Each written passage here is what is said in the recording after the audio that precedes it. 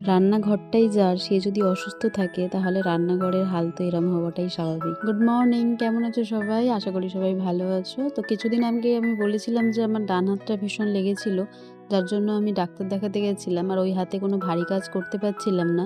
তাই সেদিন রান্নার দায়িত্ব ছিল হাজবেন্ডের ওপরে। হাজবেন্ড রান্না করবে আর কিচেনটা নোংরা হবে না, সেটা কি কখনো সম্ভব? তাই তার রান্না শেষ করার পরে ওই রান্নাঘরটা পরিষ্কার করতে গিয়ে আমার হাল আরও খারাপ হয়ে গেছিলো। কারণ হাতে অনেক ব্যথা ছিল, যার জন্য আমি কিছু কাজ করতে পারছিলাম না।